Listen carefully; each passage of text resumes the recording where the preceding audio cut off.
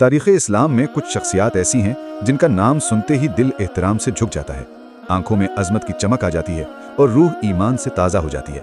इन्हीं अजीम शख्सियात में एक नाम फातिह कुद्स सुल्तान सलाहुद्दीन अय्यूबी का है। वो मर्द मोमिन जिसने सिर्फ तलवार के जोर से नहीं बल्कि अदल, रहम, तकवा और किरदार के जरिए तारीख का रुख बदल दिया। बैतुल मुक़द्दस, एक मुक़द्दस अमानत।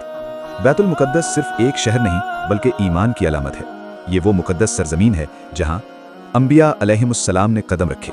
मस्जिद अक्सा वाक़े है।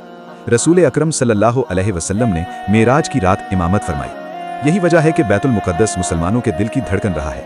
मगर एक ऐसा वक्त भी आया जब यह मुक़द्दस शहर मुसलमानों के हाथों से निकल गया। सलीबियों का कब्ज़ा और जुल्म। 1099 में सलीबी अफवाज ने बैतुल मुक़द्दस पर कब्ज़ा कर लिया। ये कब्ज़ा महज सियासी नहीं था बल्कि वहशत, कत्लेआम और बेरहमी की दास्तान था। तारीख बताती है कि हज़ारों मुसलमानों को कत्ल किया गया। मस्जिद अक्सा को इस्तबल बनाया गया। खून इस कदर बहा कि घोड़ों के घुटनों तक पहुंच गया। ये वो जख्म था जो पूरी उम्मत मुस्लिमा के दिल में पैवस्त हो गया। मगर सवाल ये था, कौन है जो इस जख्म का मरहम बनेगा? सलाहुद्दीन अय्यूबी की पैदाइश। इसी दर्दनाक दौर में 1137 में एक बच्चा पैदा हुआ जिसे तारीख सलाहुद्दीन अय्यूबी के नाम से जानेगी। वो किसी शाही महल में नहीं बल्कि सादगी और तकवा के माहौल में परवान चढ़ा। बचपन ही से कुरान से मोहब्बत, इल्म से शगफ, इखलाक में नरमी और दिल में गैरत ईमानी उसकी शख्सियत का हिस्सा थे। वो ऐशो इशरत का नहीं, जिम्मेदारी और मकसद का इंसान बन रहा था। तरबियत और किरदार साजी। सलाहुद्दीन अय्यूबी ने सिर्फ जंगी फ़नून ही नहीं सीखे बल्कि कुरान व हदीस, फ़िक़्ह, अदल व इंसाफ, सब्र व तहम्मुल में भी महारत हासिल की। वो जानता था कि तलवार हाथ में लेने से पहले दिल को अल्लाह के सामने झुकाना ज़रूरी है। यही वजह थी कि वो फातिह बनने से पहले अब्द सालेह बना। उम्मत की हालत और सबसे बड़ा मसला। इस दौर में मुसलमानों का सबसे बड़ा मसला सलीबी अफवाज नहीं थी बल्कि मुसलमानों की आपसी कमजोरी थी। फिरकावारियत, इक़्तिदार की जंग, दुनिया की मोहब्बत और दीन से दूरी। सलाहुद्दीन अय्यूबी ये बात अच्छी तरह समझते थे कि जब तक उम्मत अंदर से मजबूत नहीं होगी, अल-कुद्स आज़ाद नहीं हो सकता। इसीलिए उन्होंने सबसे पहले मुसलमानों को जोड़ने, अदल कायम करने और दीन की तरफ लौटाने का आगाज किया। एक मुख्तलिफ सिपह सालार। सलाहुद्दीन अय्यूबी बाकी हुक्मरानों से मुख्तलिफ थे। वो दुश्मन के साथ भी इंसाफ करते, कैदियों पर जुल्म नहीं करते, औरतों, बच्चों और बूढ़ों को जंग में नुकसान नहीं पहुंचाते। उनके लश्कर में नमाज बाजमात लाजिम थी, जुल्म हराम था और लूट मार की इजाजत नहीं थी। यही वजह थी कि उनका लश्कर सिर्फ फौज नहीं बल्कि नजरिया था। अल-कुद्स का ख्वाब। सलाहुद्दीन अय्यूबी के दिल में एक ख्वाब था, बैतुल मुक़द्दस की आज़ादी। वो ख्वाब जिसके लिए वो रातों को रोते, दिनों को मेहनत करते और हर कामयाबी को अल्लाह की अमानत समझते। वो कहते थे कि अगर अल-कुद्स आज़ाद ना हो सका तो मैं अल्लाह को क्या मुंह दिखाऊंगा। यही दर्द उन्हें आम सिपह सालार से फातिह कुद्स की तरफ ले जा रहा था। हिस्सा अव्वल का इख्तिताम। यहाँ से वो सफ़र शुरू होता है जिसमें मुसलमानों का इत्तेहाद, सलीबियों के मुकाबले की तैयारी और ईमान और नज़्म ज़ब्त की बुनियाद रखी जाती है। ये अभी इब्तदा है। असल मार्का, असल इम्तिहान और असल फतेह अभी बाकी है। फातिह कुद्स सुल्तान सलाहुद्दीन अय्यूबी ये बात बखूबी जानते थे कि सिर्फ जज्बा काफ़ी नहीं होता बल्कि मुनज़्ज़म जद्दोजहद, मजबूत क़ियादत और अल्लाह पर कामिल यकीन कामयाबी की असल कुंजी है। बैतुल मुक़द्दस की आज़ादी का ख्वाब अब सिर्फ एक ख्वाहिश नहीं रहा था बल्कि एक अमली मकसद बन चुका था। मुसलमानों को मुत्तहिद करने की जद्दोजहद। सलाहुद्दीन अय्यूबी ने सबसे पहले जिस महाज पर काम किया वो मुसलमानों का आपसी इत्तेहाद था। इस वक्त आलम इस्लाम कई हिस्सों में बटा हुआ था। मिस्र अलग, शाम अलग, मुख्तलिफ अमीर और सरदार अपनी अपनी हुकूमतों में मसरूफ। यही तकसीम सलीबियों की सबसे बड़ी ताकत थी। सलाहुद्दीन अय्यूबी ने सब्र से, हिकमत से और गैर मामूली सियासी बसीरत से एक एक करके मुस्लिम इलाकों को मुत्तहिद करना शुरू किया। वो तलवार से पहले दिलों को फतह करते थे। जहां मुमकिन हुआ सुलह की, जहां नागुज़ीर हुआ अदल के साथ जंग लड़ी। एक मजबूत इस्लामी रियासत की बुनियाद। जब मिस्र और शाम मुत्तहिद हुए तो पहली मर्तबा सलीबियों ने खतरा महसूस किया।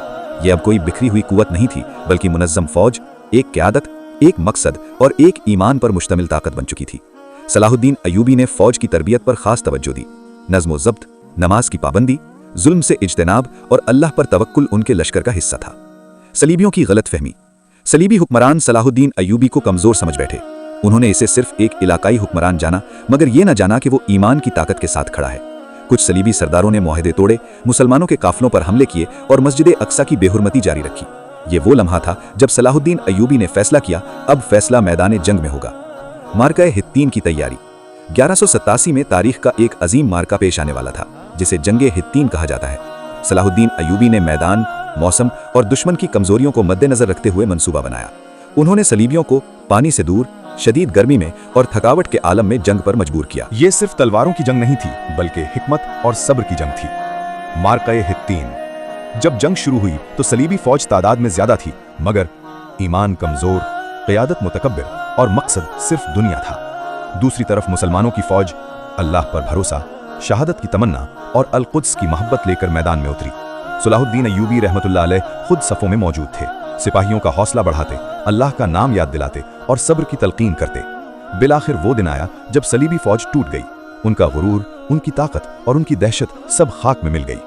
सलीबी क़यादत की गिरफ्तारी। इस जंग में सलीबियों के बड़े बड़े सरदार गिरफ्तार हुए, जिनमें यरूशलेम का बादशाह और जालिम जर्नैल रेनाल्ड शामिल थे। सलाहुद्दीन अय्यूबी रहमतुल्लाह अलैह ने बादशाह के साथ इज्जत का सलूक किया, मगर रेनाल्ड को उसके जुल्म की सजा दी। ये इंसाफ था, इंतकाम नहीं। हित्तीन के बाद रास्ता खुल गया। जंग हित्तीन के बाद सलीबी कले एक एक करके फतह होने लगे। दुश्मन का हौसला टूट चुका था, बैतुल मक़दस अब तन्हा हो चुका था। ये वो लम्हा था जिसका इंतजार बरसों से किया जा रहा था। फातिह अल-कुद्स करीब। सलाहुद्दीन अय्यूबी रहमतुल्लाह अलैह जानते थे कि अब अल-कुद्स दूर नहीं, मगर वो जल्दबाजी नहीं चाहते थे।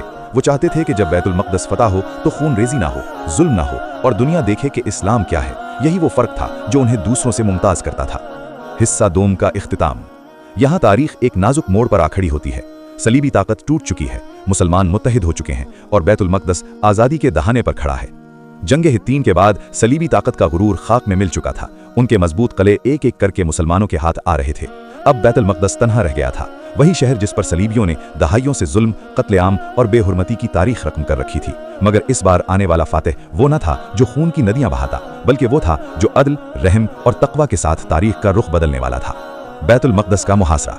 1187 ईस्वी में सलाहुद्दीन अय्यूबी रहमतुल्लाह अलैह ने बैतुल मक़दस का मुहासरा किया।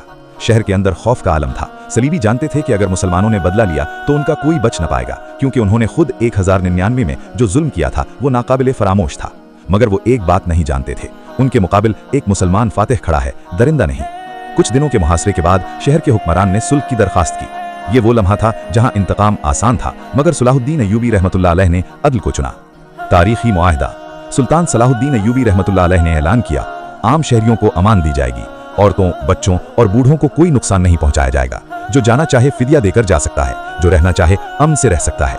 ये ऐलान उस दौर के जंगी उसूलों के बिल्कुल बरक्स था। दुनिया ने पहली बार देखा कि इस्लामी फतह का मतलब कत्ल नहीं, तहफ़्फ़ुज़ होता है। बैतुल मक़दस में दाखिला। 2 अक्टूबर 1187 ईस्वी का दिन तारीख में सुनहरी हुरूफ से लिखा गया। सुल्तान सलाहुद्दीन अय्यूबी रहमतुल्लाह अलैह फातिह की हैसियत से बैतुल मक़दस में दाखिल हुए। न कोई गुरूर, न कोई जश्न, न कोई तकब्बुर। वो घोड़े से उतरे, सजदे में गिरे और अल्लाह का शुक्र अदा किया। ये फतह तलवार की नहीं, ताकत की नहीं, बल्कि ईमान और सब्र की फतह थी। मस्जिद अक्सा की तत्हीर। मस्जिद अक्सा जिसे सलीबियों ने इस्तबल बना रखा था, अब आज़ाद हो चुकी थी। सलाहुद्दीन अय्यूबी रहमतुल्लाह अलैह ने खुद निगरानी की। मस्जिद को साफ किया गया, अजान दी गई, नमाज जुमा अदा की गई। ये वो लम्हा था जब आसमान और ज़मीन ने अल्लाह की हम्द बयान की। दुश्मन के साथ हुस्न सलूक। कई कैदी ऐसे थे जो फिदिया अदा करने की ताकत नहीं रखते थे। सलाहुद्दीन अय्यूबी रहमतुल्लाह अलैह ने बहुत सौ का फिदिया खुद अदा किया, कई को बिला मुआवजा आज़ाद किया। ये वो किरदार था जिसने दुश्मनों को भी झुका दिया। एक ईसाई मुआविख लिखता है कि अगर सलाहुद्दीन हमारे मजहब में होता तो हम उसे वली मानते। हकीकी फातिह कौन? तारीख गवाह है कि असल फातिह वो नहीं जो शहर जला दे, बल्कि वो है जो दिलों को फतह कर ले।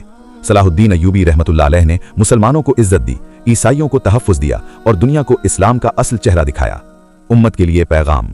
फातिह अल-कुद्स हमें यह सिखाता है कि इत्तेहाद के बगैर फतह मुमकिन नहीं, तक़वा के बगैर क़यादत बेमानी है और अखलाक के बगैर ताकत खतरनाक है। सलाहुद्दीन अय्यूबी रहमतुल्लाह अलैह की कामयाबी का राज यही था कि वो अल्लाह के सामने झुके हुए थे, इसलिए दुनिया उनके सामने झुक गई। आज के मुसलमानों के लिए सवाल। आज बैतुल मक़दस फिर जख्मी है। फिर सवाल उठता है कि क्या आज कोई नया सलाहुद्दीन पैदा होगा? जवाब यह है कि जब उम्मत किरदार में मजबूत हो, ईमान में सच्ची हो और मकसद में वाज़ेह हो तो अल्लाह ज़रूर मदद फरमाता है। आखिरी नसीहत। फातिह अल-कुद्स की कहानी हमें याद दिलाती है कि फतह का रास्ता मस्जिद से होकर गुजरता है, महल से नहीं। अगर हम चाहते हैं कि हमारी तारीख फिर रोशन हो तो हमें अदल को अपनाना होगा, जुल्म से नफरत करनी होगी और अल्लाह से सच्चा ताल्लुक जोड़ना होगा, क्योंकि सलाहुद्दीन अय्यूबी कोई अफसाना नहीं, एक मेयार है।